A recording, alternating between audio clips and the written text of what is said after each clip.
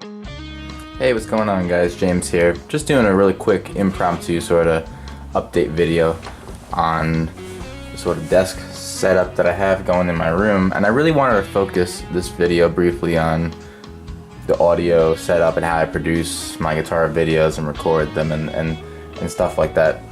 So I've gone over some of this stuff in the previous video, so if you haven't watched that, there'll be a link in the description below where you can see everything I sort of have around my desk here.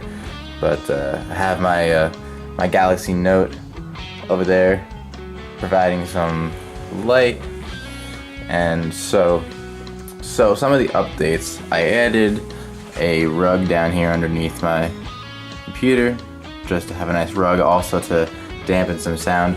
I also went out to the arts and crafts store a short time ago and I got some felt to put under various things. So if you'll see in the corner over here where I record my tube amplifier that I have, cranked pretty loudly most of the time, it vibrates the floor of this room a lot. This is a wood floor, and regardless that I have a carpet down on the floor here, I needed something to separate this from the floor. So if you can see, I put little feet on the bottom of the amp underneath each of the 4 feet in the corners. I cut a piece of thick felt into pieces, and that isolates it from the floor a lot better, so it tightens up the bass of the amp. The bass was a bit boomy before, so the way I'd see it, the way I'd hear it in the room, it wouldn't come out that way on the audio, and it was mildly frustrating. I still have my Rode microphone here that I can use for voiceovers. Today I'm just using the built-in mic on the camera because I'm just being really lazy, and I still have my Yamaha amp up there that I use for more silent recording and just to get a few quick modulation and delay tones that I don't have on the floor here to use with the tube amp. I just have this selection of pedals that I went through in the first video. Actually, back then I didn't have this Keeley Katana pedal, but I did make a separate video on this, just a simple boost pedal. So guitar comes in one way, turn this dial to make it louder, bring it down to make it softer, like that. That's pretty much all it does, just to give a little bit of a level boost for certain sounds.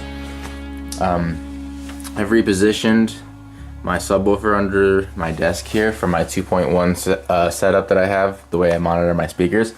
So I've repositioned that sub to be angled more toward me, and I've also lowered the level. I've calibrated it to the best I can to this room, as to where it just fills up the bass naturally and is not overbearing, so I can accurately sit here and monitor audio and stuff like that. So as you can see, my 2 speakers there and there, I have now up on what look like blocks. What they actually are containers that I went and bought one day from the Container Store. They had lids on the bottom, so I took the lids off and put them away, and I flipped the containers upside down, and I put each speaker on top of the container, elevates it maybe 3.5 inches or so, 4 inches, to make them right in sort of line with my ear for when I sit right in front of here. And then I've dialed the treble on the speakers in so they're nice and crisp and accurate, so I can really hear a lot of detail from sitting right center where I want to sit and monitor audio. And also, it's hard to see, but underneath each of the stands that I've, the blocks for the speakers, I've put felt to isolate the vibrations from even these that vibrate, these speakers, from the desk. The desk will still shake a little bit, but it's a lot better than it was before, because I'll turn these up pretty loudly to monitor certain things, and it just makes my life easier when there is, as little vibration as possible, and the audio is as focused as I can get it. Otherwise, yeah, there really aren't too many more updates with regards to anything new going on here. I'm just sort of fine-tuning everything. I really do, think it sounds great. I can't convey that over like mic audio.